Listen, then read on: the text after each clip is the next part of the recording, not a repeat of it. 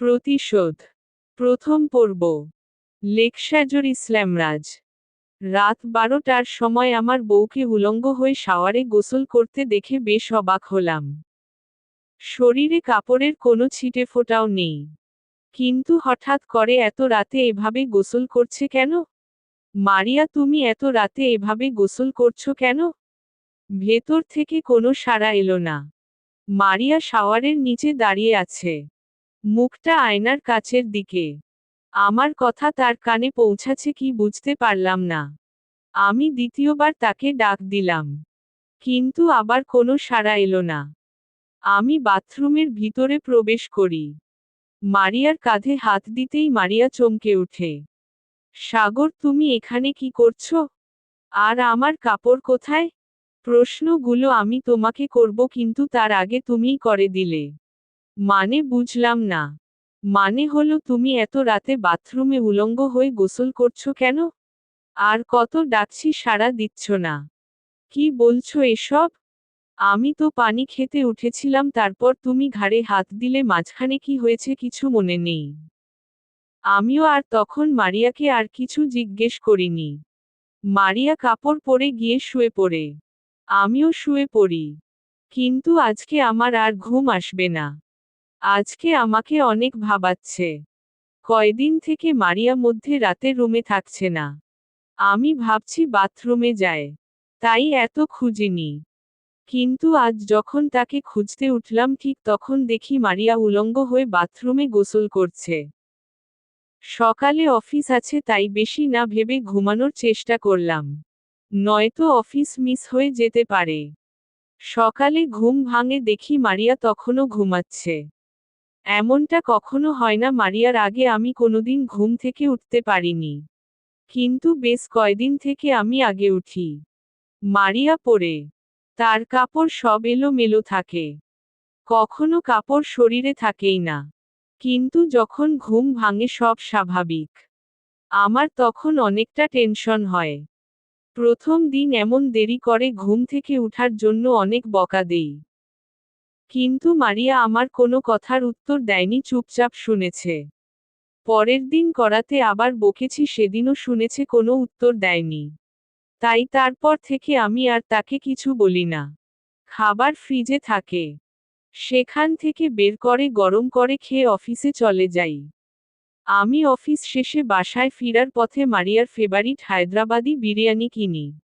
সাথে রেশমি চুড়ি আর একটা গোলাপ ফুল। সেগুলো নিয়ে বাসায় আসি, কলিং বেল চাপি, কিন্তু ঘর খুলছে না। আবার চাপ দেই, তাও কোনো সাড়া শব্দ নেই। এমন তো হয় না। আমি কলিং বেল দিলে মারিয়া সাথে সাথে দরজা খুলে দেয়। মনে হয় যেন আমারই অপেক্ষায় দরজার সামনে দাঁড়িয়ে থাকে। কিন্তু আজ দরজা খুলছে না। আমি আবার কলিং বেল চাপ দেই। দরজা ধাক্কা দেই। মারিয়া, দরজা খোলো। এত দেরি হচ্ছে কেন? কোথায় তুমি? ঠিক তখনই ভেতরে কিছু পড়ার শব্দ হয়। ঝনঝন করে উঠে। আমি শব্দটা শুনে বারবার দরজা ধাক্কা দিতে থাকি, ঠিক তখন মারিয়া দরজা খুলে দেয়। আমি হন্তদন্ত হয়ে ভেতরে প্রবেশ করি। কি ব্যাপার, সেই কখন থেকে কলিং বেল দিচ্ছি, শুনতে পাচ্ছিলে না? সরি, শুনতে পাইনি। মারিয়ার কপাল ঘেমে আছে। শ্বাসপ্রশ্বাস অনেক দ্রুত হচ্ছে। তার শরীরে কাপড় ঠিক নেই। আমার দিকে কেমন ভয়াল চোখে তাকিয়ে আছে। আমি আর মারিয়াকে কিছু বলি না। দরজা আটকিয়ে দেই। তারপর মারিয়াকে তার ফেভারিট খাবার রেশমি চুড়ি আর গোলাপটা দেই।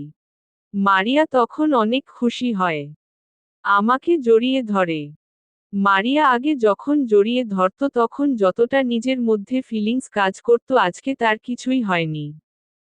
আমি মারিয়ার কপালে বিনা ফিলিংসে চুমো দেই। রাতে খাওয়া শেষে খুব তাড়াতাড়ি ঘুমিয়ে পড়ি। অফিসে অনেক কাজের চাপ ছিল। শরীর ক্লান্ত, তাই বিছানাতে গা এলিয়ে দিতেই ঘুমিয়ে পড়ি।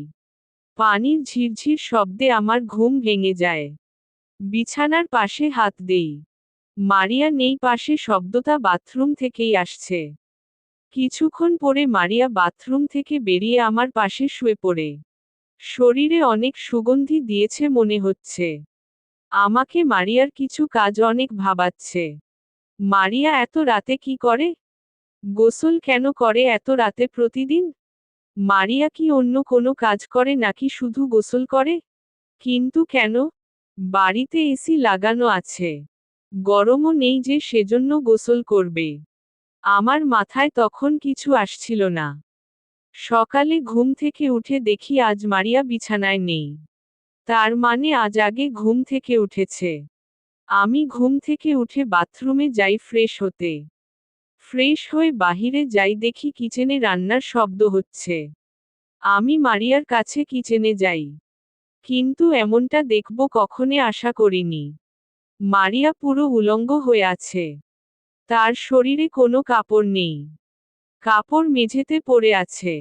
আর উলঙ্গ অবস্থাতেই রান্না করছে।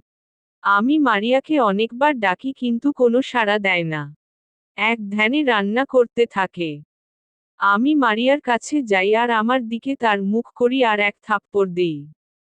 মারিয়া চমকে উঠে দুহাত পিছে সরে যায়। আমার দিকে অবাক চোখে তাকিয়ে আছে যাকে বিয়ের পর এখন পর্যন্ত গায়ে হাত তুলিনি আজ হঠাৎ তাকে থাপ্পড় মারলাম। তার চোখ দিয়ে পানি গড়িয়ে পড়তে থাকে। কিন্তু তখন আমার মনে কোনো দুর্বলতা কাজ করছে না। তুমি উলঙ্গ হয়ে রান্না করছো কেন? মারিয়া নিজের শরীরের দিকে তাকায়। তারপর তার কাপড় খোঁজার জন্য পাড়াপাড়ি করতে লাগে। মেঝে থেকে কাপড় নিয়ে খুব তাড়াতাড়ি পরার চেষ্টা করে। কিন্তু মানুষ যখন বেশি তাড়াতাড়ি কোনো কাজ করতে যায় তখন সেটা হতে চায় না। মারিয়া আমার দিকে ভয়ালো চোখে দেখছে আর কাপড় পরছে।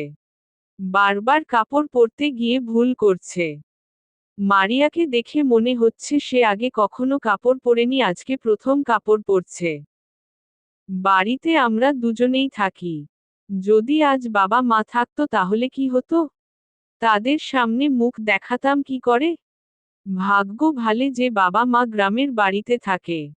আমি সেখান থেকে চলে আসি। অফিসের জন্য রেডি হই। মারিয়া টেবিলে খাবার দিয়ে আমাকে খেতে ডাকে। খাবার কোনো ইচ্ছা নাই আমার। তাই না খেয়েই অফিসে চলে আসি। আমি কেবিনে বসে আছি। কাজে মন বসছে না। ঠিক তখনই অফিসের এমডি আমার কেবিনে। স্যার আপনি আমার রুমে কেন?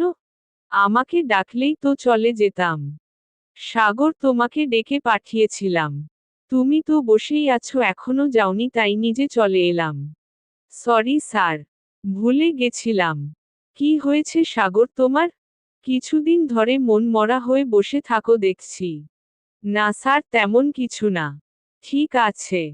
শোনো আজকে একটা পার্টি আছে। তোমাকে কিন্তু থাকতে হবে। স্যার বাসায় আমার স্ত্রী একা আছে। তার শরীর খারাপ পার্টিতে আমার থাকা কি খুবই জরুরি? হ্যাঁ। অনেক জরুরি। বিদেশি কোম্পানিকে নতুন প্রজেক্টটা তুমি তাদের দেখাবে। স্যার তাও যদি। না সাগর একদিনে কোনো সমস্যা হবে না। তোমার থাকতে হবে। অফিসের এমডির সাথে তো আর বেশি তর্ক করা যাবে না। তাই রাজি হয়ে গেলাম।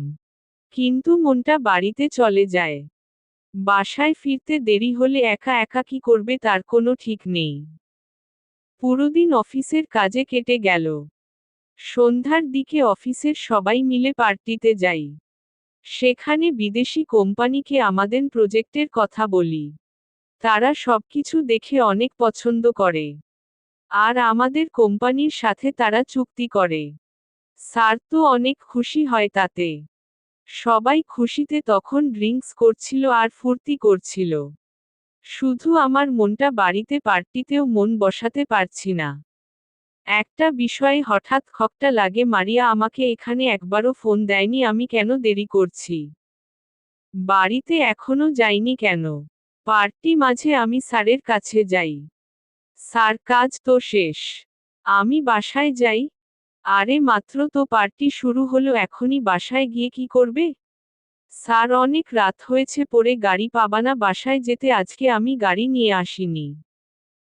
তুমি এসব নিয়ে ভেবো না আমার ড্রাইভারকে বলে দেবনি সে তোমাকে বাসায় রেখে আসবে। স্যার বাসায় আমার বউ একা আছে। সাগর তুমি কি বউ পাগল বলতো?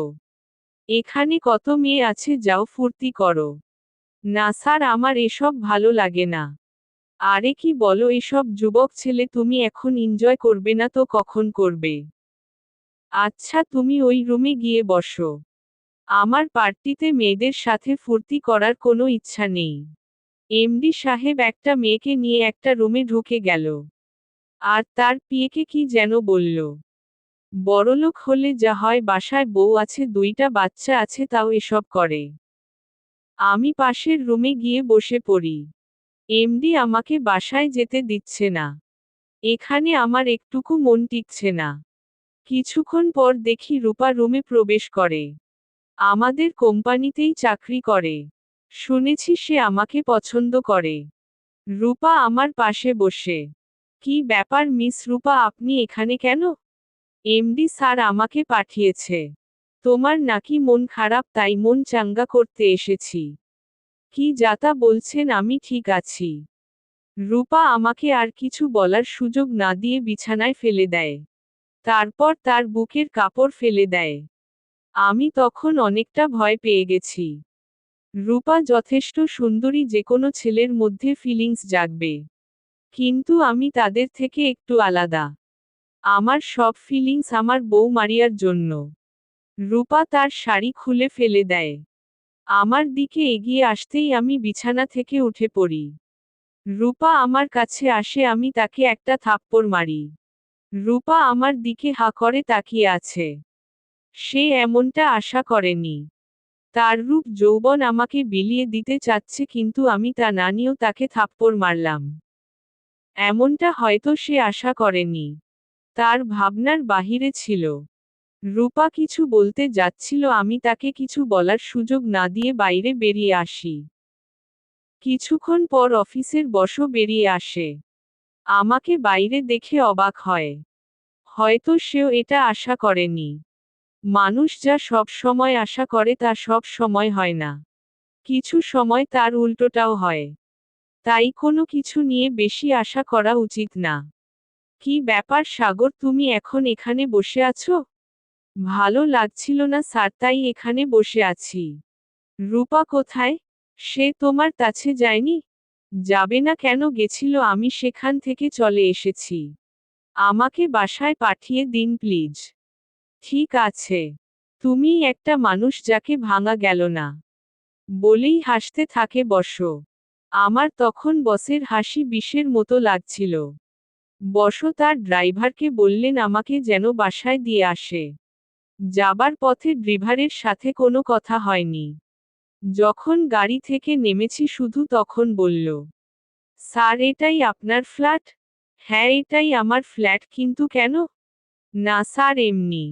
বলে গাড়ি ঘুরিয়ে চলে গেল। আমিও বাড়ির ভেতরে প্রবেশ করলাম। অনেক রাত হয়ে গেছে। একবারও ফোন করা হয়নি। না জানি মারিয়া খেয়েছে কি না খেয়েই ঘুমিয়েছে। আমি কলিং বেল বাজালাম। দরজা খুলল না। বেশ কয়েকবার বাজালাম, একই রেজাল্ট। দরজা ধাক্কা দিলাম, কিন্তু ভেতর থেকে কোনো সাড়া শব্দ নেই। মারিয়া ঘরের মধ্যে আছে তো? যদি ঘরের মধ্যে না থাকে তাহলে দরজা ভেতর থেকে আটকানো কি করে? তার মানে ঘরের মধ্যেই আছে। আমি আরও বেশ কয়েক মিনিট কলিং বেল বাজালাম, দরজা ধাক্কা দিলাম, কিন্তু কোনো সাড়া শব্দ পাচ্ছি না ভেতর থেকে। যদি মারিয়া ঘুমের মধ্যেও থাকে তাহলেও এক্ষুনি শুনতে পাওয়ার কথা। রাত তখন প্রায় 11:30। আমার তখন অনেক টেনশন হচ্ছিল। মারিয়ার কিছু হয়নি তো? আমি তখন কি করব বুঝতে পারছি না।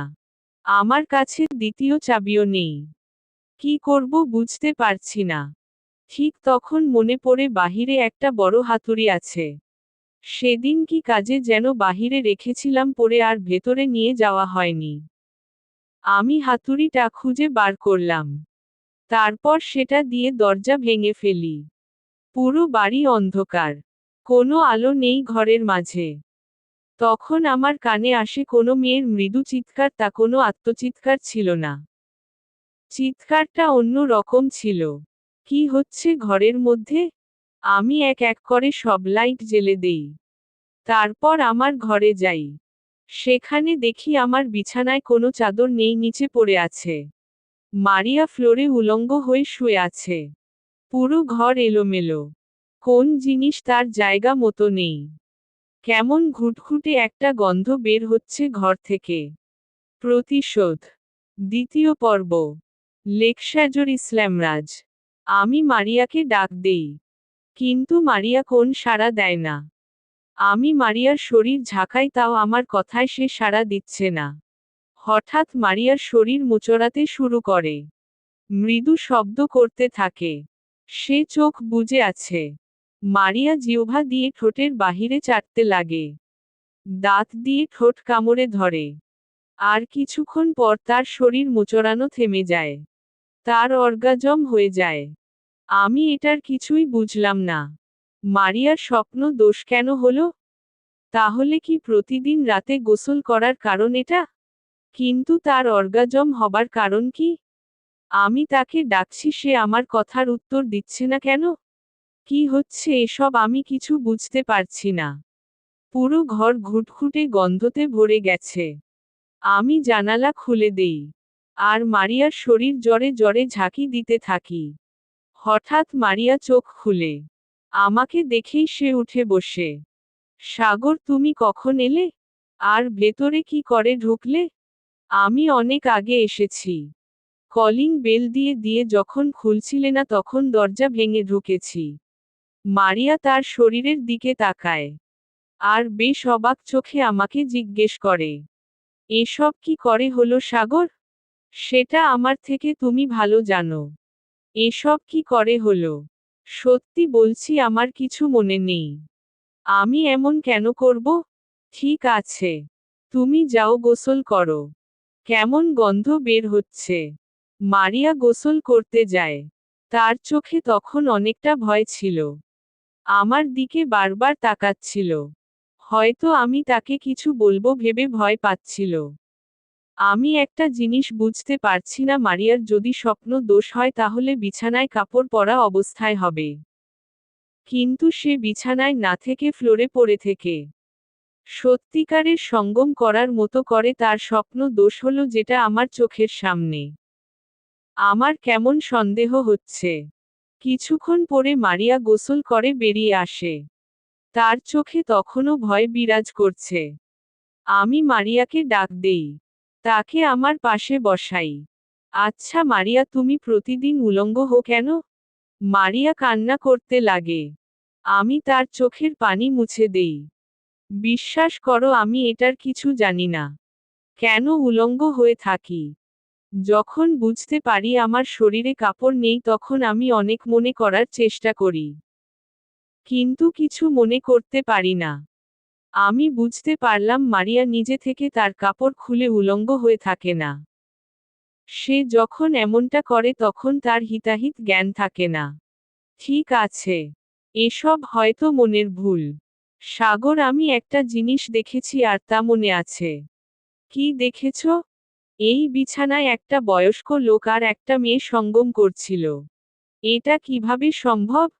বাড়িতে অন্য মানুষ কি করে ঢুকবে? আমি জানি না। তারা আমাকে দেখে ফেলে আর বাড়ি থেকে বেরিয়ে যায়। তুমি এই কথাটা আমাকে আগে বলবে না? আর যা দেখেছ তা সত্যি না মনের ভুল? তুমি যদি রাগ করো তাই বলিনি। জানি না সত্যি কি মনের ভুল। আচ্ছা ঠিক আছে। সামনে যদি এমন কিছু দেখো তাহলে অবশ্যই আমাকে বলবে। মারিয়া নিশ্চয় স্বপ্ন দেখেছে। নয়তো এমন অপরিচিত মানুষের বাসায় অন্য কোনো মানুষ মেয়ের সাথে সঙ্গম করবে না। তার মনের ভুল। মারিয়া আমাকে জড়িয়ে ধরে কান্না করতে শুরু করে। ফুফিয়ে কান্না করতে থাকে। আমি তাকে কান্না থামাতে বলি। কিন্তু কে শোনে কার কথা? সাগর, আমি তোমাকে অনেক ভালোবাসি, তোমাকে ছাড়া কখনো অন্য কাউকে কল্পনাও করতে পারি না। এসব আমি নিজ থেকে কখনো করিনি। আরে পাগলি, আমি জানি তো আমার বউটা কেমন। এসব আর ভাবতে হবে না তোমাকে। তুমি আমাকে বিশ্বাস করতো? আমাকে ছেড়ে যাবে না তো কখনো? মারিয়া আমাকে এই কথা আগে কখনো জিজ্ঞেস করেনি। যদি কখনো বলতাম তোমাকে ভালোবাসি না, অন্য মেয়েকে ভালোবাসি, তাকে বিয়ে করব, তখন মারিয়া বলতো করো, আমার কি, আমার জামাই আমার কাছে ঠিক চলে আসবে। আমি তখন তার কথা শুনে হাসতাম। সে জানতো আমি তাকে কতটা ভালোবাসি। তাকে ছেড়ে অন্য কারো কাছে কখনোই যাব না। কিন্তু এবার এই কথাটা বলেছে, অনেকটা ভয় পেয়ে গেছে।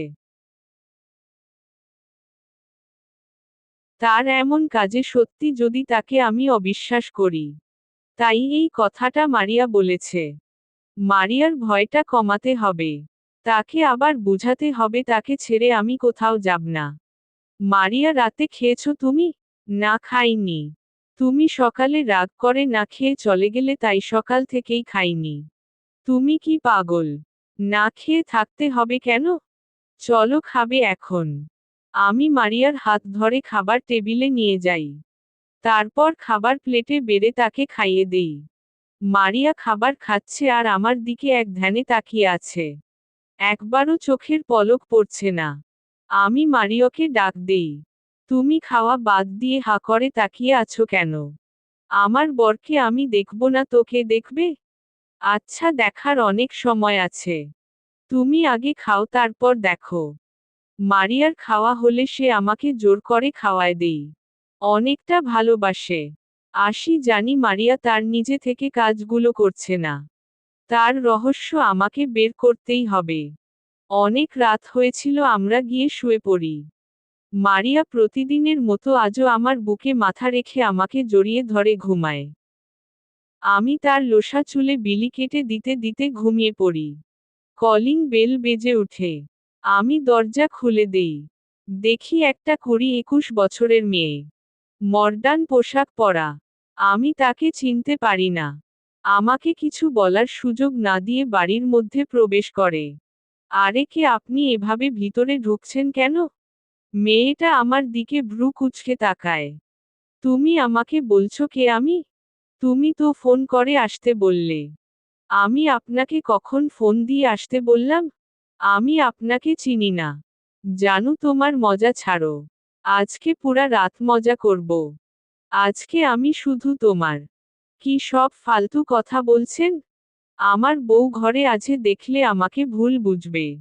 আহ জানু, রাখো তো তোমার মজা। তোমার বউ তো অন্য বাড়িতে। এ বাড়িতে শুধু তুমি আর আমি।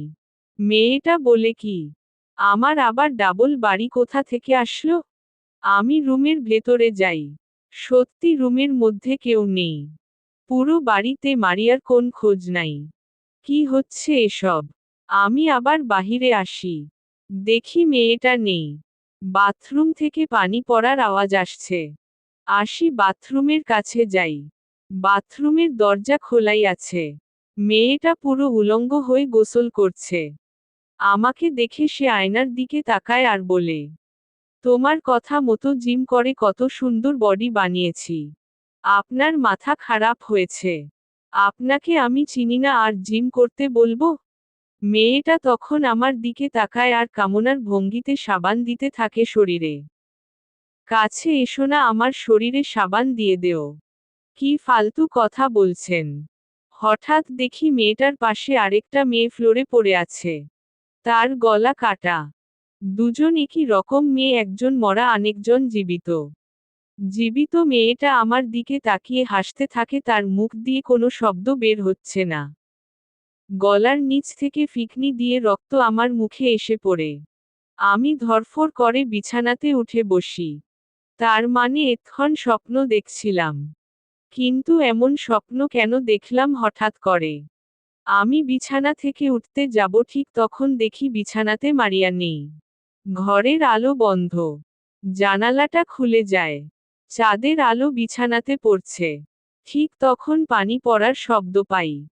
জানালা দিয়ে হু হু করে ঘরের মধ্যে বাতাস ঢুকছে। পানি পড়ার টিপটিপ টিপটিপ শব্দ হচ্ছে। দরজা ক্যাচক্যাচ করছে। অনেক ভয়ানক পরিবেশ তৈরি হয়েছে। আমি উঠে সুইচে টিপ দেই, কিন্তু আলো জ্বলছে না। আমি আমার ফোনটা হাতে নেই। ফ্ল্যাশ লাইটের আলোতে আমি বাথরুমের দিকে এগিয়ে যাই। বাথরুমের দরজা খোলা। ফ্ল্যাশের আলো বাথরুমের মধ্যে পড়তেই আমি চমকে উঠি। স্বপ্নে দেখা মেয়ের মতো করে মারিয়া তার শরীরে সাবান মাখাচ্ছে। আমি বাথরুমের ভিতরে প্রবেশ করতে যাই, ঠিক তখন মারিয়া আমার দিকে তাকায়, তার চোখ তখন লাল টুকটুক করছে। হঠাৎ তার গলা থেকে ফিকনি দিয়ে রক্ত এসে আমার মুখে পড়ে। আমি অনেকটা ভয় পেয়ে যাই। মারিয়ার কিছু হলো না তো? আমি বাথরুমে ঢুকে মারিয়ার দুই কাঁধে হাত দিয়ে ঝাঁকি দেই। মারিয়া সেন্সলেস হয়ে যায়। তার গলাতে হাত দেই। তার গলাতে কোনো ক্ষত নেই। তার মানে যা দেখেছি সব চোখের ভুল। আমি মারিয়ার শরীরে পানি দিয়ে ধুয়ে দেই, তারপর তাকে একটা কাপড় পরাই। মারিয়াকে বিছানাতে শুইয়ে দেই। তারপর আমি অনেক ভাবতে থাকি কি হচ্ছে এসব। যার কোনো আগা মাথা কিছু বুঝতে পারছি না, যেমন স্বপ্ন দেখলাম ঠিক তেমন মারিয়া করল। এটা কি কোনো আত্মার কাজ? আমাকে সবকিছু খুব তাড়াতাড়ি জানতে হবে। পরের দিন সকালে মারিয়া সম্পূর্ণ স্বাভাবিক ছিল। গতকাল রাতে তার সাথে কি হয়েছে সে কিছু বলতে পারবে না। যখন তার সাথে এমন কিছু হয় তখন তার হিতাহিত জ্ঞান থাকে না। সে বলতে পারে না তখন কি হয়েছে। আমি সকালে অফিসে চলে যাই।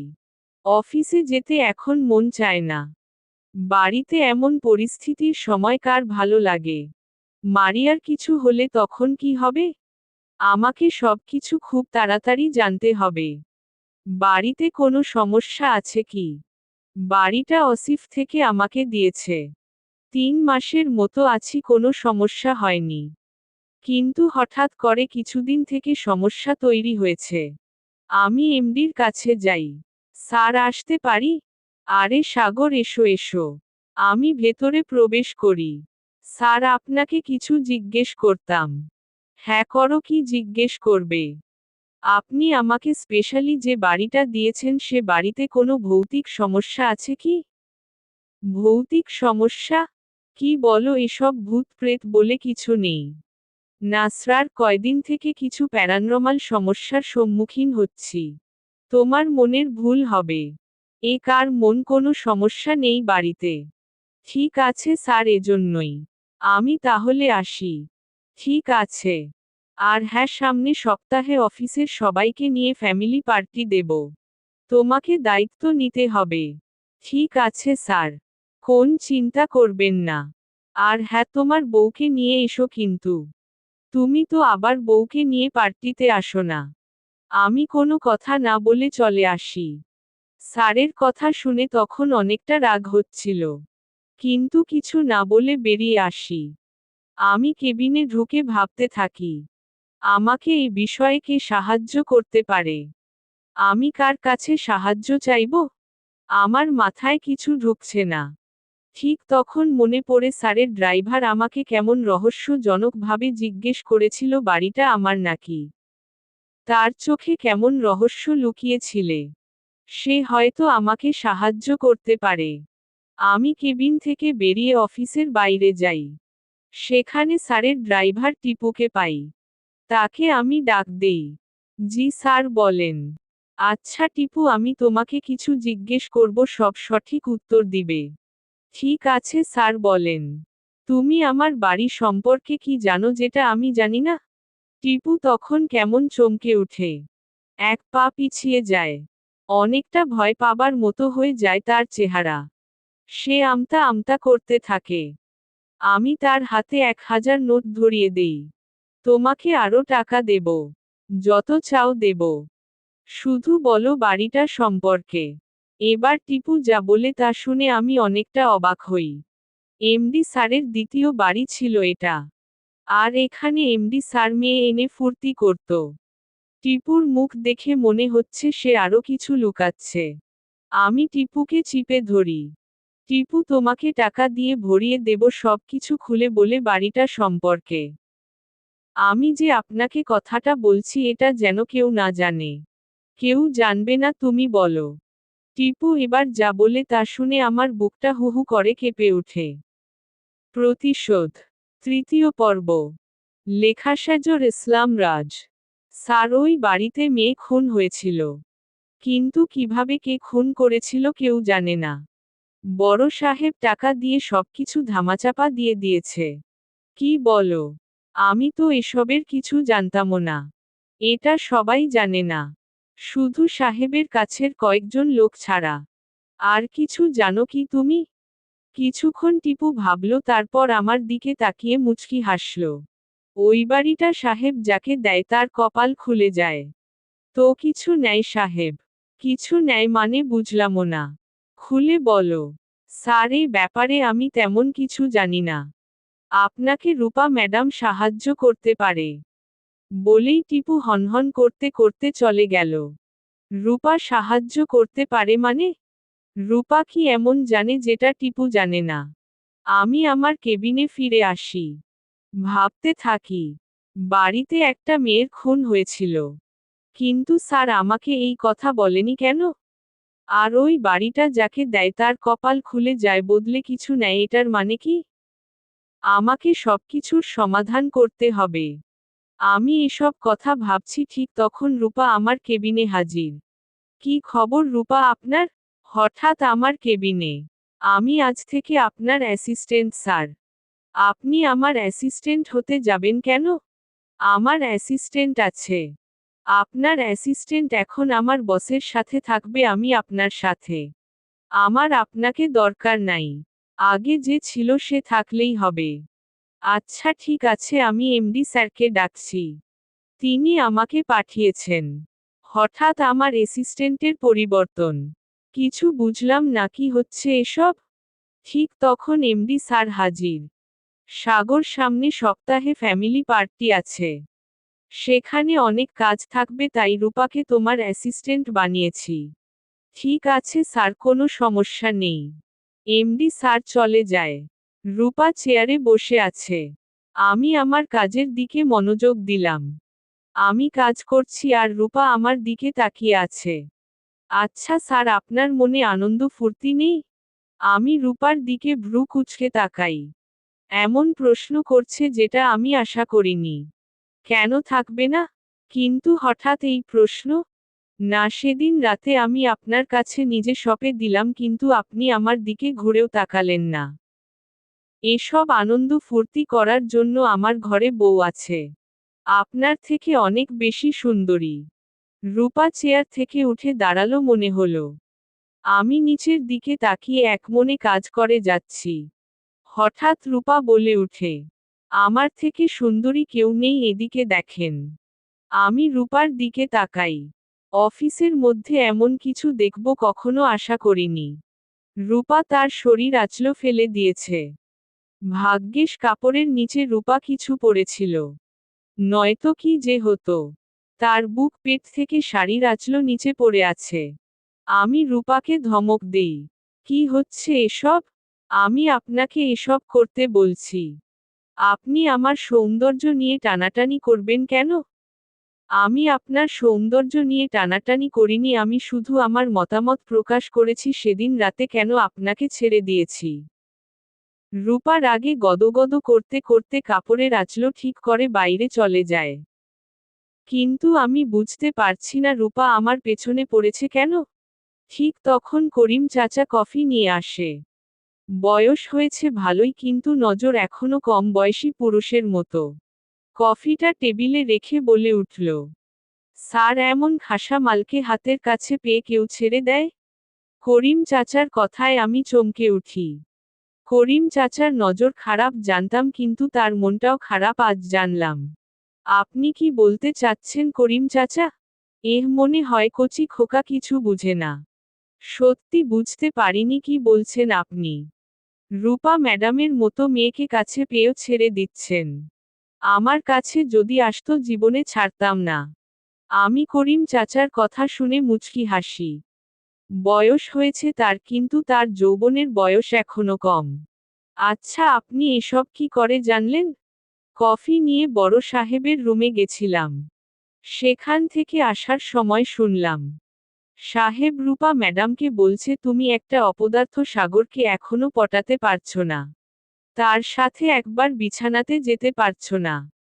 রূপা ম্যাডাম তখন স্যারকে বলে আমি তো অনেক চেষ্টা করছি কিন্তু সে রাজি হচ্ছে না। আমার বুক পেট দেখিয়েছি তাও তার ভেতর কোনো পরিবর্তন নেই। এসব কথা স্যারের রুমে রূপা আর স্যার বলছিল? হো স্যার এসব কথা বলছিল। আচ্ছা তুমি এখন যাও। এমডি স্যার আমার সাথে রূপার শারীরিক সম্পর্ক করার ব্যাপারে এত আগ্রহ কেন? এর পিছনে কোনো উদ্দেশ্য কোনো কাহিনী আছে কি? আমার মাথায় কিছু ঢুকছে না। অফিসের কাজের চাপ তার ওপর এসব ভাবনা। মাথাটা অনেক ব্যথা করতে শুরু করে। আমি অফিস শেষ হবার আগেই স্যারেকে বলে চলে আসি। বাসায় আসার পথে একটা ছোট বাচ্চা কালো গোলাপের তোড়া নিয়ে আমার কাছে আসে। ভাইয়া এই গোলাপের তোড়াটা কিনে নেন। ভাবিকে দিয়েন অনেক খুশি হবে। আমি বাচ্চাটার কথায় একটু হাসলাম। তারপর তার থেকে কালো গোলাপের তোড়াটা কিনে ফেললাম। আজকে প্রথম মারিয়ার জন্য কালো গোলাপ নিয়ে যাচ্ছি।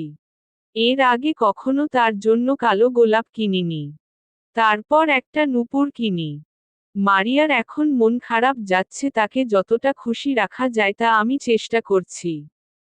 একটা ক্যাডবেরি চকলেটের প্যাকেট নেই। বাসায় এসে কলিং বেল দিতেই মনি দরজা খুলে দিল। মনি আমার ছোট বোন। কিরে তুই কখন এলি? বাবা মা এসেছে? না ভাইয়া, বাবা মা তাদের পৈতৃক ভিটা নিয়েই পড়ে আছে। আর আমি দুপুরে এসেছি। খুব ভালো করেছিস। তোর ভাবি কোথায়? ভাবি আমার জন্য বিরিয়ানি রান্না করছে। আমার জন্য বছরে বিরিয়ানি রান্না করে কি তার ঠিক নাই। ননদ এসেছে অমনি রান্না করতে হবে? দেখতে হবে তো ভাবিটা কার। আমি রুমের ভেতর চলে আসি। কাপড় চেঞ্জ করে ফ্রেশ হই। তখনই মারিয়া রুমে হাজির। কি ব্যাপার, কখন অফিস থেকে আসলে? আর এত তাড়াতাড়ি? ওই মাথাটা একটু ব্যথা করছিল তাই চলে এসেছি। কই দেখি জ্বর এসেছে কি? বলেই মারিয়া আমার মাথায় হাত দেয়। ছোটবেলায় একটু শুয়ে থাকলে মা মাথায় দিয়ে দেখতো জ্বর এসেছি, এখন বউ। আমার কিছু হয়নি, আমি ঠিক আছি। ঠিক আছে, একটা নাপা খেয়ে নাও, ঠিক হয়ে যাবে। আমি রান্নাঘরে গেলাম। মনির সাথে দেখা হয়েছে। হ্যাঁ হয়েছে, তুমি যাও।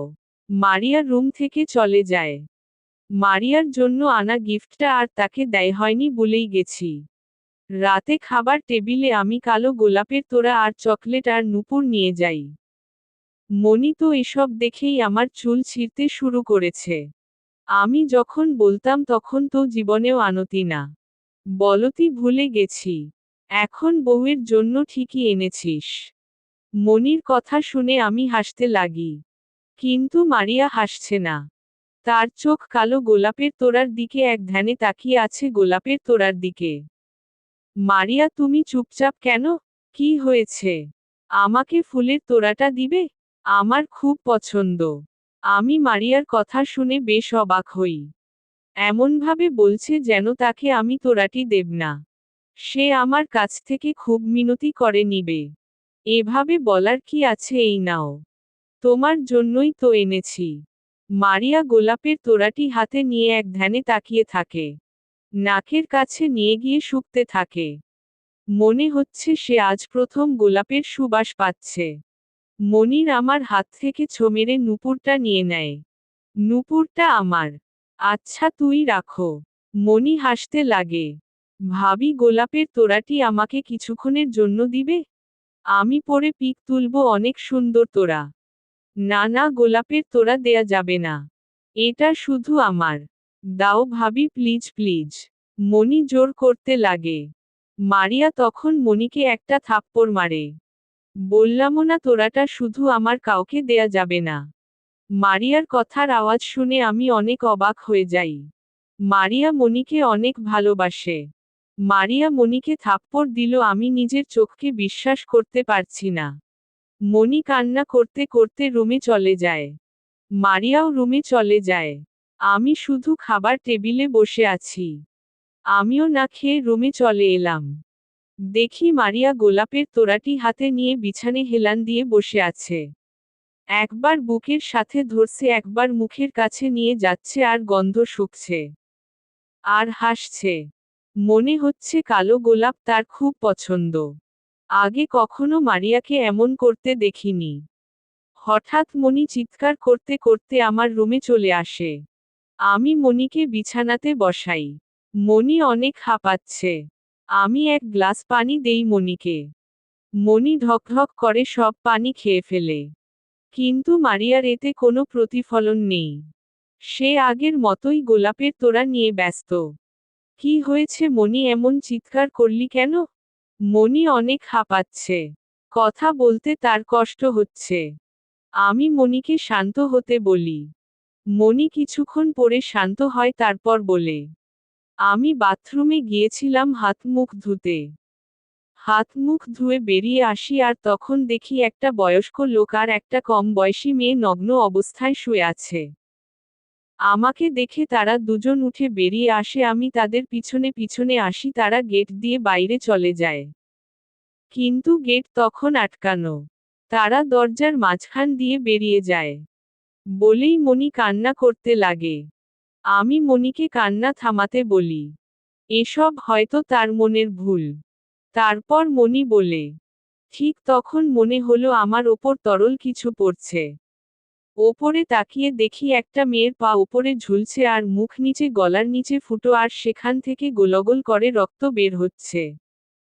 কিন্তু যার লাশ ঝুলছে সেই মেয়েটা আমার রুমে নগ্ন হয়ে শুয়েছিল।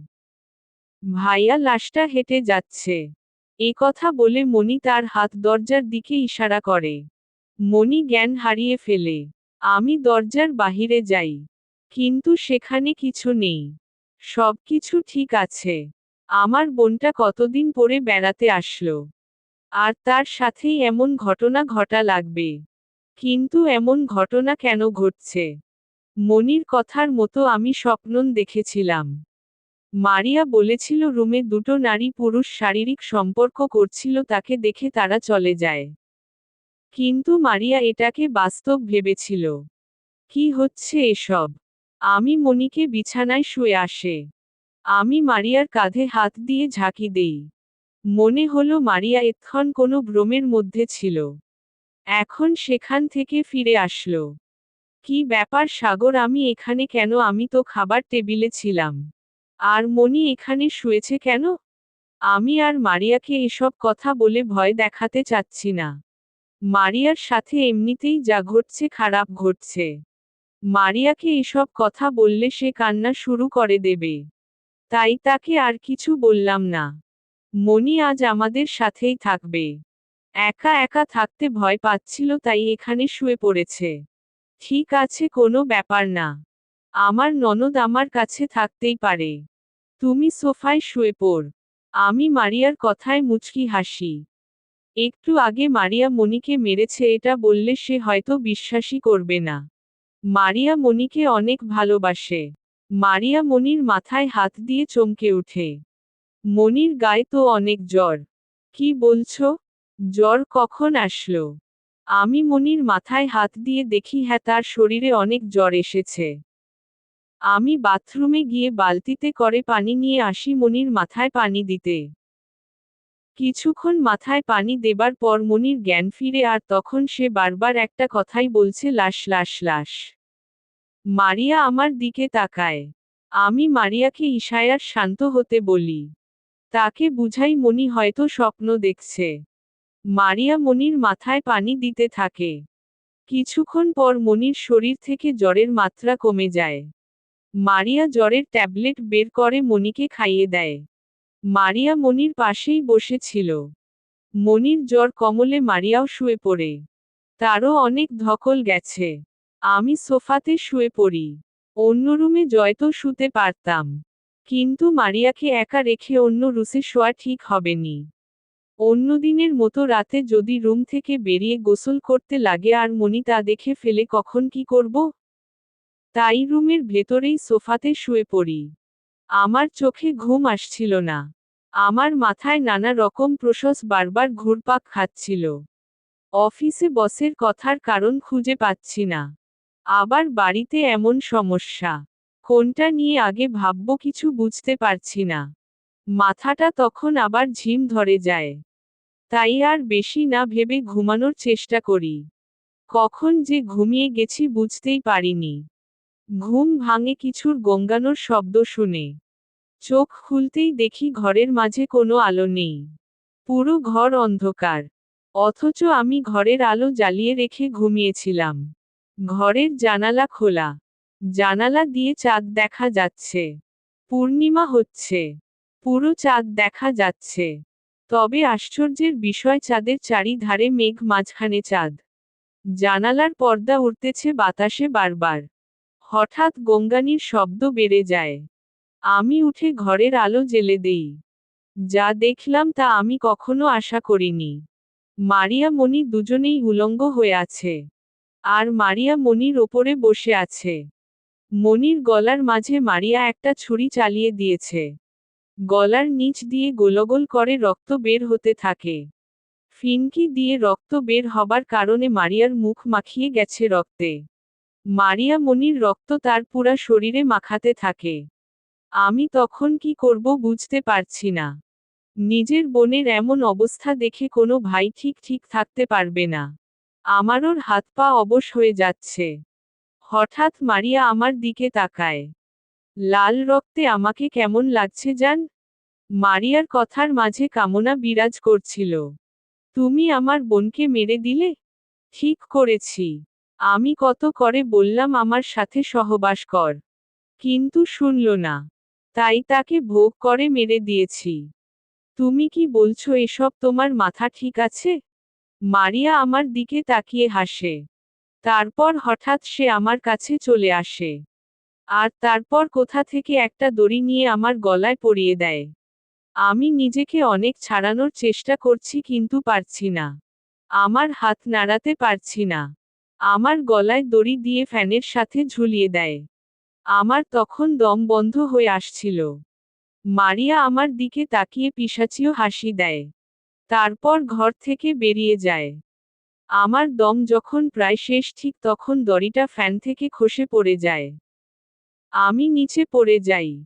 অনেক কাশি হতে থাকে। আর একটু হলে মরেই যেতাম। হঠাৎ গুনগুন গানের আওয়াজ হতে থাকে। আর শাওয়ারের পানি পড়ার শব্দ হতে থাকে। আমি উঠতে পারছি না।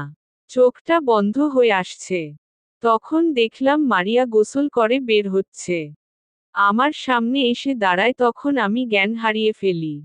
প্রতিশোধ। চতুর্থ পর্ব। লেকসাজর ইসলামরাজ। আমার জ্ঞান ফিরলে দেখি আমি ফ্লোরে পড়ে আছি। আমি উঠে বসতে চেষ্টা করি। কিন্তু তখন উঠে বসতে আমার অনেক কষ্ট হচ্ছিল। গলাটা অনেক ব্যথা হয়ে আছে। আমি অনেক কষ্টে উঠে বসি। ঠিক তখন আমার মাথায় পানি পড়ে।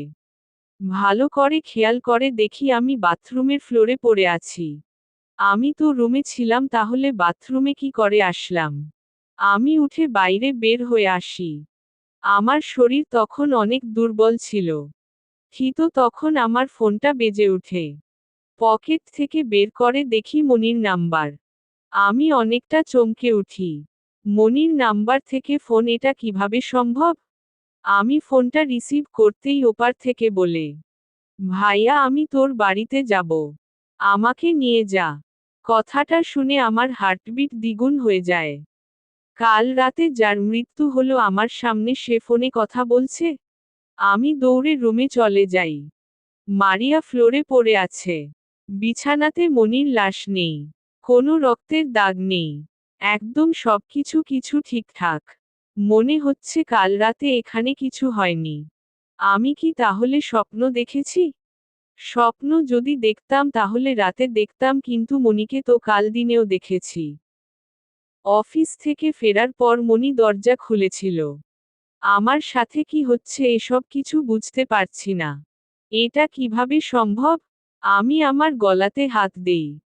হ্যাঁ, গলাতে মনে হচ্ছে কিছু দিয়ে চেপে ধরা হয়েছিল। অনেক ব্যথা হয়ে আছে। আমার গলাতে দাগ আছে। আমি রুম থেকে বাথরুমে। মনি আমার সামনে মারা গেছে। তার গলা দিয়ে ফিনকি দিয়ে রক্ত বের হচ্ছিল। অনেক শটফট করছিল মনি। তাহলে মনি এখন আবার ফোন দিল কি করে? আমার ফোনটা আবার বেজে ওঠে।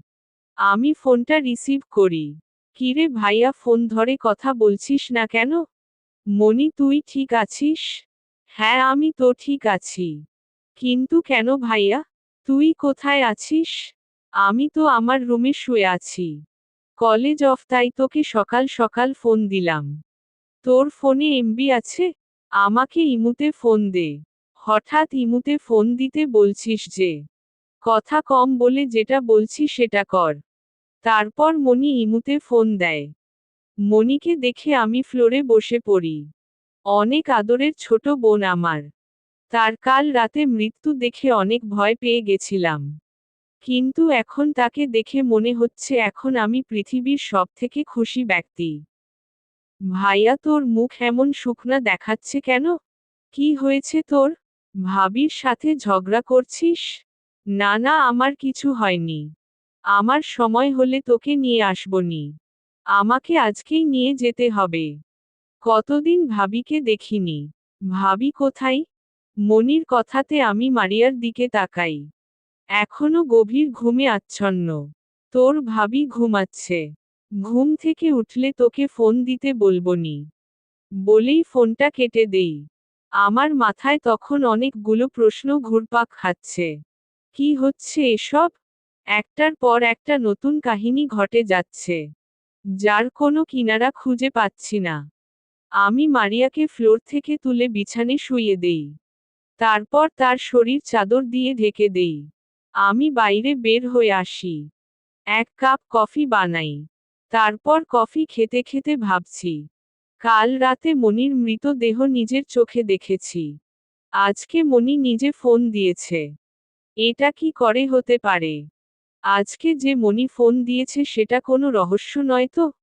এটা কি বাস্তবে মনি? নাকি এটাও কোনো গোলক ধাঁধা? আমার মাথায় তখন কিছু কাজ করছে না। আমার অফিসের টাইম হয়ে গেছে। তাই আর ভাবতে পারলাম না। কোনো মতে রেডি হয়ে অফিসে চলে যাই। আমি আমার কেবিনে ঢুকতেই দেখি রূপা আমার কেবিনে বসে আছে। কি ব্যাপার স্যার, আজকে এত লেট? আমি ঘড়ির দিকে তাকিয়ে দেখি সত্যি 30 মিনিট লেট করে ফেলেছি। অফিসের মধ্যে আমি প্রতিদিন সঠিক সময়ে আসি, কিন্তু আজ সবার পরে এসেছি। ঘুম থেকে উঠতে দেরি হয়েছিলে, তাই একটু লেট হয়েছে। কি ব্যাপারা স্যার, আপনার চোখগুলো লাল হয়ে আছে। মুখে আঁচড়ের দাগ। রাতে কি ভাবির সাথে বেশি রাউন্ড খেলেছেন নাকি?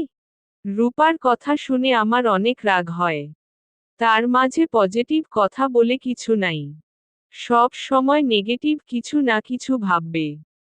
দেখুন, আপনি আমার জাস্ট অ্যাসিস্ট্যান্ট, তাই আপনার লিমিট ক্রস করবেন না। আমি এভাবে রূপাকে বলবো, সে হয়তো এটা কোনোভাবে অনুধাবন করতে পারেনি। রূপা কেবিন থেকে বেরিয়ে যায়। আমি আমার মতো কাজ করতে শুরু করি। কয়দিন যেসব ঘটনা ঘটছে এতে কাজে মন বসাতে অনেক কষ্ট হচ্ছে। কিন্তু তাও করা লাগছে। কাজের মধ্যে হঠাৎ মনে হয় টিপু বলেছিল আমার বাড়িতে খুন হয়েছিল, সেটা শুধু স্যারের কাছের লোক জানে। অন্য কেউ জানে না। আর রূপা স্যারের অনেক কাছের মানুষ। রূপাকেই জিজ্ঞেস করতে বলেছিল টিপু। আমি রূপাকে কেবিনে ডেকে পাঠাই। রূপা কেবিনে আসে। স্যার কিছু বলবেন? হ্যাঁ বলবো। আপনাকে কিছু প্রশ্ন করব, তার সঠিক উত্তর দিবেন। যদি উত্তর জানি তাহলে অবশ্যই দিব।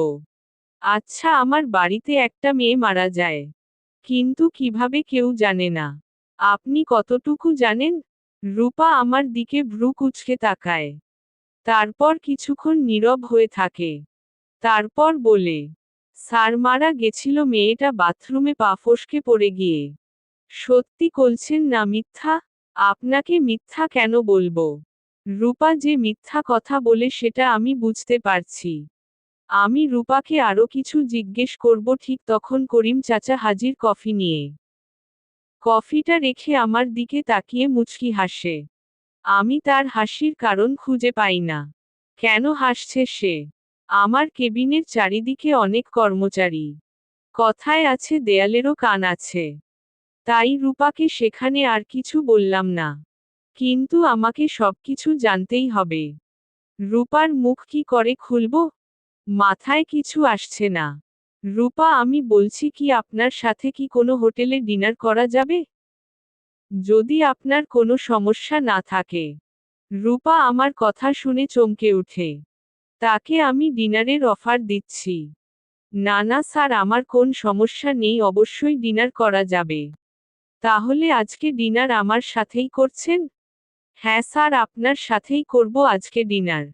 তারপর আমি আমার কাজে মন দেই। অফিস শেষ হলে মারিয়াকে ফোন দেই। মারিয়া, আজকে আমার ফিরতে দেরি হবে, তুমি রাতের খাবার খেয়ে নিও। ফিরতে দেরি হবে কেন? অফিসের কাজ শেষ করতে দেরি হয়ে যাবে। আজকে প্রথম এটা নিয়ে মিথ্যা বললাম। আচ্ছা ঠিক আছে, তাড়াতাড়ি এসো, আমার অনেক ভয় করবে একা থাকতে। ঠিক আছে। আমি ফোনটা রেখে দেই। জানি না আমি কাজের রহস্য বের করতে গিয়ে অন্য কোনো অন্যায় করছি কিনা। জানি না আমি ঠিক করছি কি ভুল করছি। তবে আমাকে তার রহস্য বের করতেই হবে। আমি অফিস শেষে বাইরে রূপার জন্য ওয়েট করতে থাকি। এমন সময় টিপুকে দেখি। সে স্যারকে নিয়ে বাসায় যাবে। আমাকে দেখে টিপু আমার কাছে আসে। কি স্যার, রূপা ম্যাডামের সাথে কোথাও যাচ্ছেন নাকি? আমি টিপুর দিকে ভ্রু কুঁচকে তাকাই। টিপু কি করে জানলো এই বিষয়ে? তুমি কি করে জানলে যে আমি রূপার সাথে কোথাও যাচ্ছি? আরে স্যার, এটা জানা আমার কাছে কোনো বড় ব্যাপার না। তবে একটা কথা বলি, আপনি আমার অনেক পরিচিত। রূপা ম্যাডামের দেয়া জিনিস ব্যবহার করবেন না। কেন বলতো? তার জিনিস ব্যবহার করলে কি হবে? সেটা তো বলা যাবে না। আমি যতটুকু পারি বলে সাহায্য করেছি, পরের কাজ আপনার। বলেই হো হো হো করে হাসতে হাসতে সেখান থেকে চলে যায়।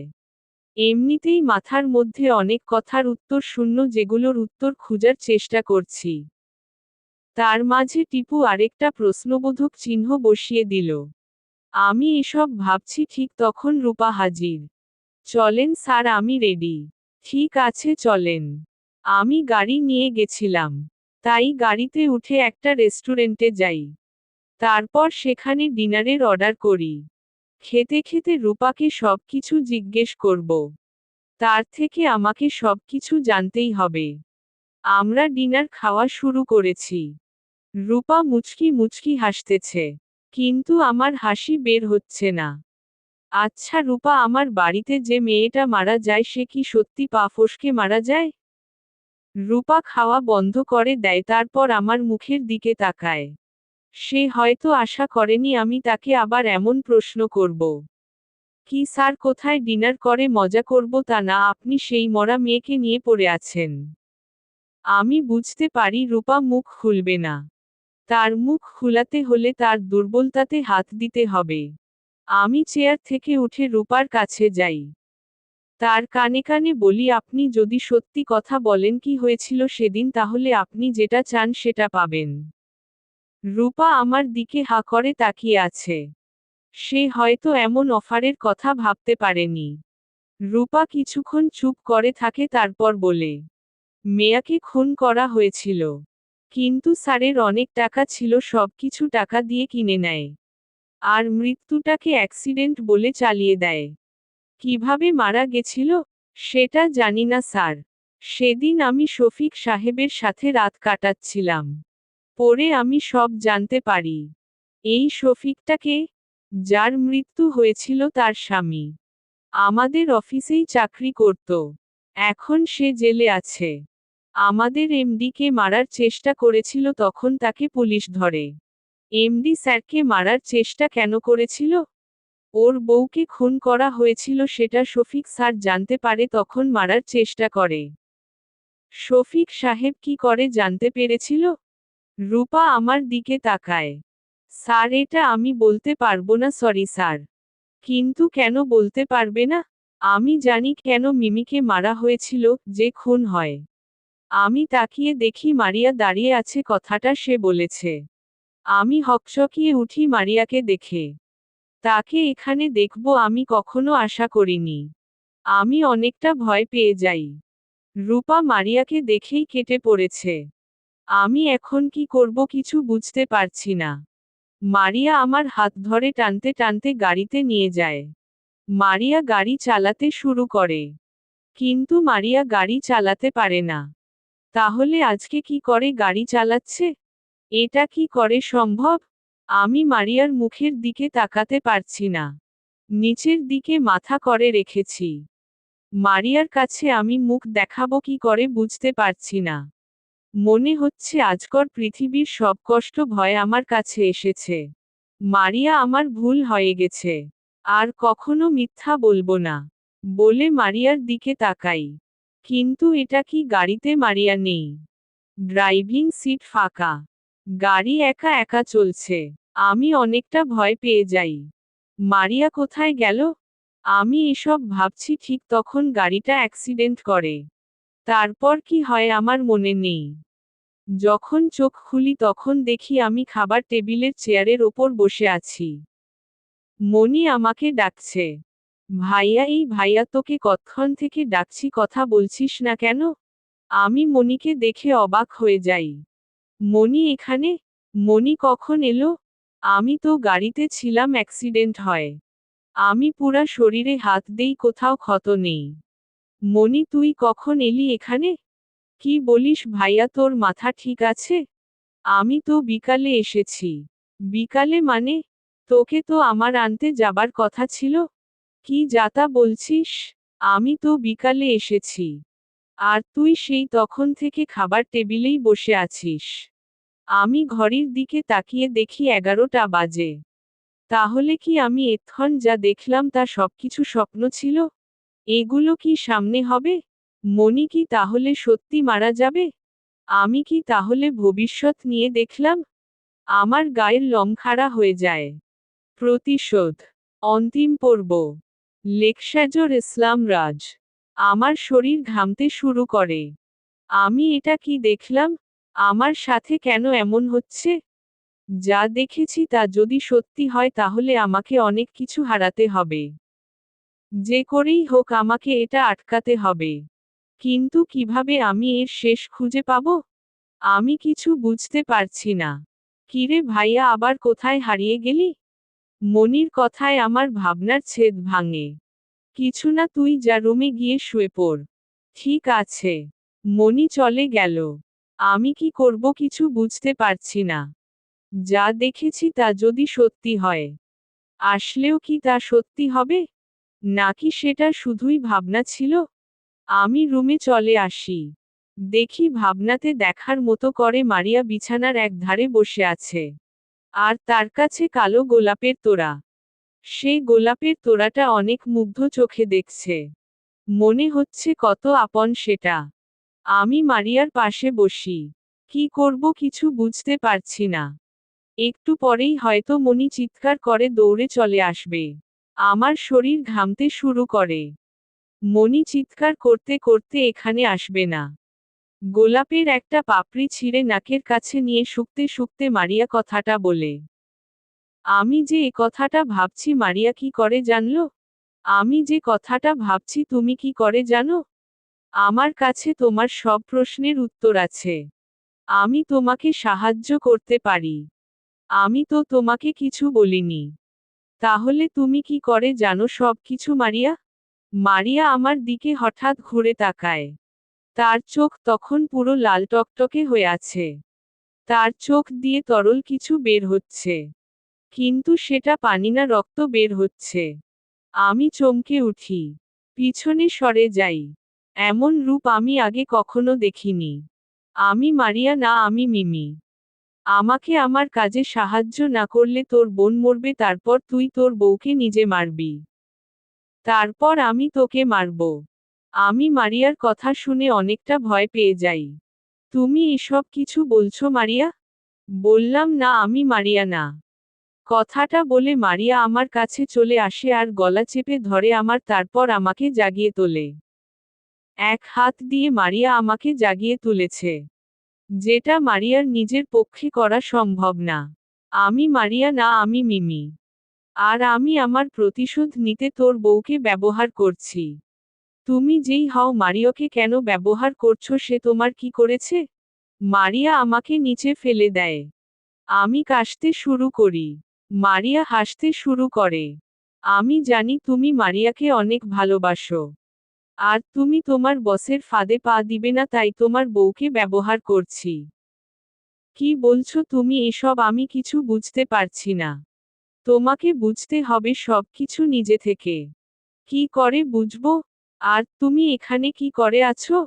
তোমাকে সবকিছু নিজে খুঁজতে হবে। আমি যতটুকু জানি তোমাকে বলবো। ঠিক আছে, সবকিছু খুলে বলে। আমাকে সবকিছু জানতে হবে। সেদিন বৃষ্টি হচ্ছিল। আমি বাড়িতে একা। শফিক আমার স্বামী অফিসে চলে যায়। আর তখন তোমার বস আমার বাড়িতে এসেছিল। আমরা তখন নতুন বাড়িতে। বস এসে আমার সাথে অনেক গল্প করে। তারপর তার রূপ দেখায়। আমার সাথে জোর করে যৌন মিলন করে। পুরা দিন আমার দেহকে ভোগ করে। সন্ধ্যার দিকে তোমার বস কাকে যেন ফোন দেয়। তারপর সন্ধ্যার পর থেকে আবার যৌন নির্যাতন করতে থাকে। কিন্তু সেদিন শফিক বাড়িতে আসেনি। আমি বাড়িতে একা অনুভব করছিলাম। আমাকে সাহায্য করতে কেউ আসেনি। তোমার বস পুরা রাত আমাকে যৌন নির্যাতন করে। সকালে আমাকে উলঙ্গ অবস্থায় ফ্লোরে ফেলে রেখে চলে যায়। আমি সারাদিন উঠতে পারিনি। যখন আমার শরীরে বল অনুভব করি তখন রাত 12টা বাজে। আমি বাথরুমে গোসল করে বাইরে আসি, কিন্তু সেদিনও শফিক বাড়িতে আসেনি। আমি এটার শোধ নিতে অনেক কষ্টে তোমার বসের পুলিশের কাছে ফোন দেই, বিরুদ্ধে অভিযোগ করি। পুলিশ আমার বাড়িতে আসে। কিন্তু পুলিশের সাথে তোমার বসও আসে। আমি তাকে দেখে অনেকটা অবাক হয়ে যাই। পুলিশ আর তোমার বস আমাকে পুরো দিন ধর্ষণ করে। তারপর সন্ধ্যার পর আমার গলায় ফলকাটা চাকু দিয়ে গলার রগ কেটে দেয়। কথাগুলো বলে মারিয়ার দেহে থাকা মিমি কান্না করতে থাকে। আমি কি বলবো কিছু বুঝতে পারছি না। অনেক অন্যায় হয়েছে মিমির সাথে। তারপর কি হয়েছিল? তারপর তোমাকে বের করতে হবে। কারণ আমি তখন মৃত। পরের কাহিনী তোমাকে বের করে আমাকে সাহায্য করতে হবে। করবে তো? মিমির কথায় অনুরোধ ছিল। হ্যাঁ, আমি তোমাকে সাহায্য করব।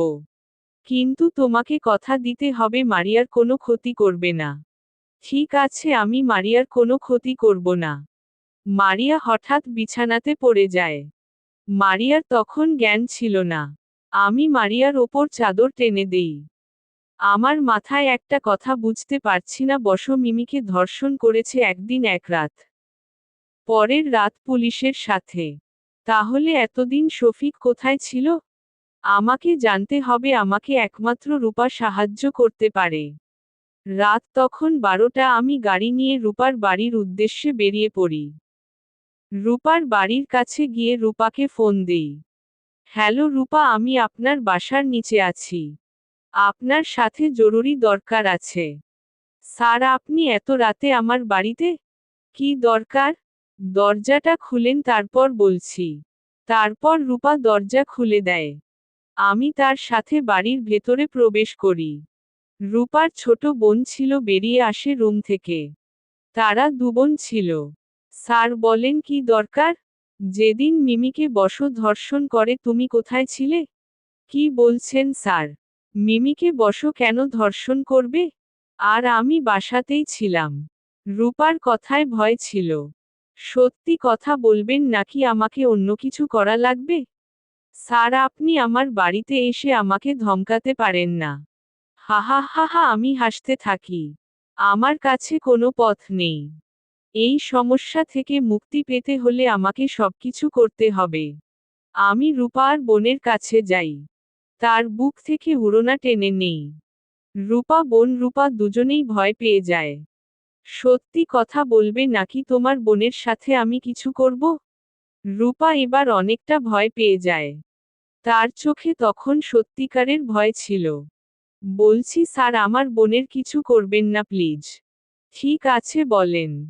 যেদিন মিমিকে বস ধর্ষণ করে সেদিন আমি শফিকের সাথে রাত কাটাচ্ছিলাম। আমাকে বস অনেক টাকা দিত। আপনি যে বাড়িতে আসেন সে বাড়িতে বস যাকে দিত তার সাথে আমি শারীরিক সম্পর্ক করতাম আর তা ভিডিও করতাম। তারপর বস তার বউকে নিয়ে মজা করত। ভিডিও থাকার জন্য বস নির্ভয়ে কাজ করত। কিন্তু মিমি অনেক প্রতিবাদী ছিল, তাই সে পুলিশকে ফোন করে। কিন্তু মিমির দুর্ভাগ্য, পুলিশটা বসের সাথে ছিল। তারপর বস মিমিকে মেরে ফেলে।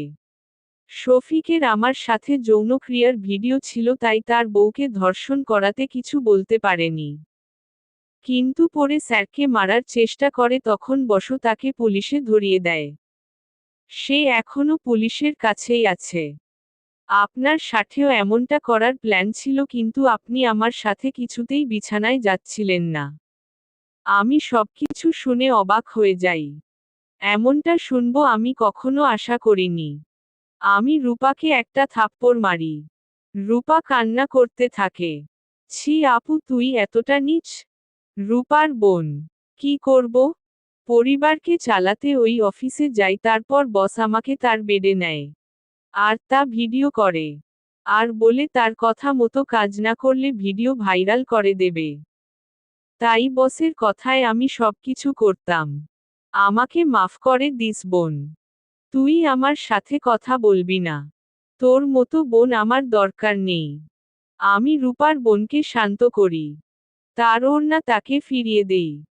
তোমার ওড়না নেয়ার পিছনে শুধু এটাই কারণ ছিল, যাতে তোমার বোন সবকিছু বলে। স্যার, আমাকে মাফ করে দিয়েন, আমি আমার বোনকে নিয়ে চলে যাব। আপনাকে কোথাও যেতে হবে না। আপনি আমাকে সাহায্য করেন, তাহলে আপনার ক্ষমা হবে। কি সাহায্য করতে হবে আমাকে বলেন। বসের পরের প্ল্যান কি? বসো ফ্যামিলি পার্টির আয়োজনের কথা বলছে। সেখানে আপনি যাবার পর আপনাকে ঘুমের ঔষধ খাওয়ানো হবে। তারপর বসো আপনার বউ। থাক, আর বলতে হবে না, আমি বুঝতে পেরেছি। আমি যে এটা জেনে গেছি বসো যেন না জানতে পারে। ঠিক আছে স্যার। আমি রূপার বাসা থেকে বাড়ি চলে আসি। তাহলে তাদের এটাই প্ল্যান? আমাকে তাহলে সতর্ক থাকতে হবে। আমি বাসায় গিয়ে দেখি মারিয়া তখনও ঘুমাচ্ছে। আমিও শুয়ে পড়ি। তারপর থেকে মারিয়া স্বাভাবিক ছিল। মনিকে পরের দিন বাসায় মায়ের কাছে পাঠিয়ে দেই। মনি যেতে চাচ্ছিল না, কিন্তু জোর করে তাকে পাঠিয়ে দেই। বসো বলে এবারের পার্টিটা আমার বাড়িতে হবে। আমি তখন একটা জিনিস মিলাতে পারছিলাম না, বস আমার বাড়িতে কেন পার্টি দিল? এত মানুষের ভিতর সে তার কাজ কিভাবে করবে? যাই হোক, আমাকে সতর্ক থাকতে হবে। সবকিছু বুঝে করতে হবে। পার্টির দিন সবকিছু ঠিকঠাক করা হয়। অনেক লোক আসে। অফিসের সব লোক এসেছে। সাথে পুলিশটাও এসেছে। শিকার নিজে শিকারীর কাছে এসেছে। পার্টি চলাকালীন আমি রূপার সাহায্য নেই। আমি রূপাকে বলি পুলিশটাকে যেন সে ছাদে নিয়ে যায়। রূপা পুলিশকে তার রূপের লোভ দেখিয়ে ছাদে নিয়ে যায়। আমি যখন ছাদে যাব তখন রূপার চিৎকার শোনা যায়। সবাই দৌড়ে ছাদে যাই। দেখি পুলিশের দেহে কোনো কাপড় নেই। উলঙ্গ অবস্থায় ছাদে পড়ে আছে, তার গলার নিচ দিয়ে রক্ত গড়িয়ে পড়ছে। একে মারল কে? আমি তো নিচেই ছিলাম। ওপরে আসার আগেই মরে পড়ে আছে। ঠিক তখন বাসার সব আলো নিভে যায়। বাড়ির ওপর দিয়ে শীতল বাতাস বয়ে যেতে থাকে। চাঁদের চারিপাশ কালো মেঘে ঘিরে যায়। কিন্তু চাঁদের আলো ঠিক ছিল, অন্য দিনের থেকে আলাদা আলোর রং ছিল। আমরা সবাই নিচে নেমে আসি। নিচে নামার পর টিপটিপ টিপটিপ পানি পড়ার শব্দ শুনতে পাই। কোনো মেয়ে গুনগুন করে গান গাচ্ছে। আমার শরীরে লাল রং কেমন লাগছে জান? কথাটা শোনা যায়। কিন্তু অন্ধকারে বোঝা যাচ্ছে না কে বলেছে কথাটা। তাহলে কি মারিয়া? আমি দৌড়ে বাথরুমে যাই। আর দেখি সেখানে কেউ নেই। আমি বাইরে বেরিয়ে আসি, হঠাৎ তখন আবার আলো চলে আসে। আর ফ্লোরে বসের লাশ পড়ে আছে। ঠিক যেভাবে পুলিশের লাশটা পড়েছিল। আর লাশের পাশে রূপা বসে আছে। তার হাতে একটা ফলকাটা চাকু ছিল। মারিয়া কোথায় তাহলে? হঠাৎ রূপা আমার দিকে তাকায়। তার তাকানোটা অন্যদিনের মতো স্বাভাবিক ছিল না। রূপা হাসতে শুরু করে। আর নিজের গলার মধ্যে চাকু চালিয়ে দেয়। গলার রগ কেটে যায়। ফিনকি দিয়ে রক্ত বেরিয়ে আসে। রূপার দেহ মাটিতে লুটে পড়ার আগে শুধু বলে, স্যার আমার বোন।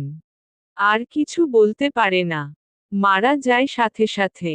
সবার মাঝে তখন আতঙ্ক বিরাজ করছে। সবাই অনেক ভয় পেয়ে যায়।